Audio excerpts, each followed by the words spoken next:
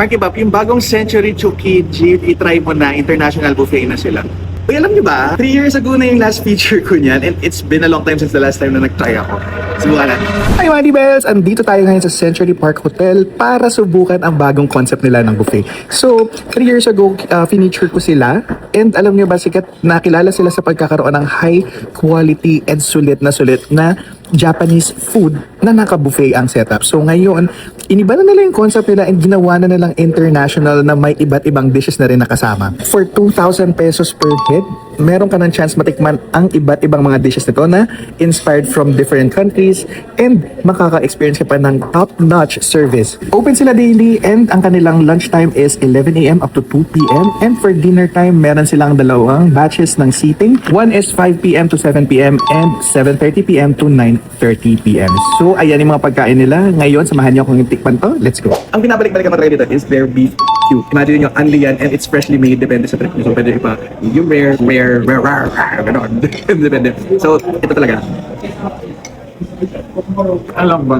Ang savory. Ang quality ng meat. Aftertaste lang ng garlic. Ito lang yung paggawa ko pag pumunta kayo dito. Sulit na sulit. Eh, ito kanilang garlic salmon teppanyaki. Ang ganda ng pagkakaluto. Alam mo yung mga lightly crisp pa siya doon sa pinakabalat niya. Sobrang tender ng pinakalaman. Wala ko na sa nalalaman. And what I like is para siya may dash of lemon. Perfect. Next naman is meron silang grilled seafood. So teppanyaki style na pagkagawa nito. Lahat ng kakainin mo. Sulit. Bukod doon sa beef cubes and seafood, meron silang tenderloin. Sobrang sarap. Quality ang premium. You can taste the Worcestershire garlic butter. All in one.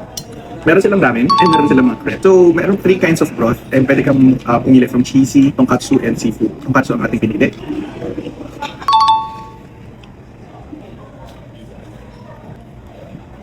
Oh.